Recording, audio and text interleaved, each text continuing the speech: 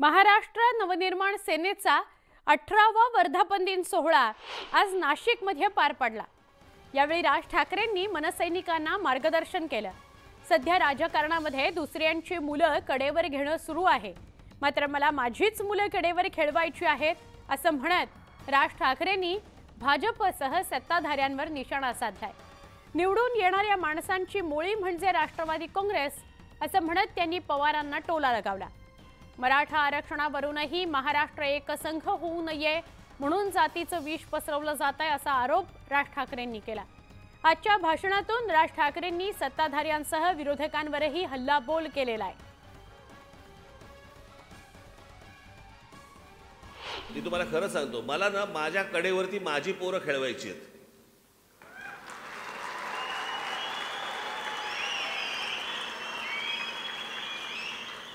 सध्या महाराष्ट्रामध्ये काय झालंय, दुसऱ्याची पोरं कडेवरती घेऊन फिरण्यामध्ये जो आनंद मिळतोय तसलं सुख नकोय मला। माझ्यात आहे ताकद तेवढी।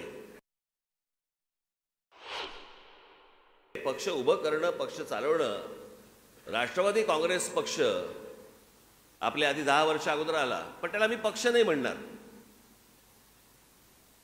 तो निवडून येणाऱ्या माणसांची बांधलेली मोळी आहे ती। आणि शरद पवार साहेब हेच करत आले आजपर्यंत। जे जे निवडून येतात त्यांना बरोबर घेतात, त्याची एक मोळी बांधतात आणि सांगतात हा माझा पक्ष। ते वेगळे झाले तरी ते निवडून येणार आहेत। आज या वर्धापन दिनाच्या निमित्ताने सांगतोय मी तुम्हाला एक पहिली गोष्ट, मला जे काय बोलायचं आहे ना, भरपूर गोष्टी बोलायच्या आहेत, पण त्या 9 एप्रिलला गुढीपाडव्याच्या सभेला शिवतीर्थावर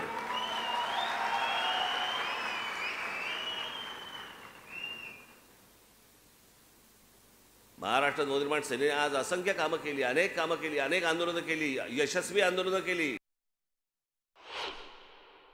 त्या अनेक प्रार्थना स्थळांवरचे, मशिदींवरचे आम्ही भोंगे काढायचं म्हटलं, बंद झाले होते भोंगे।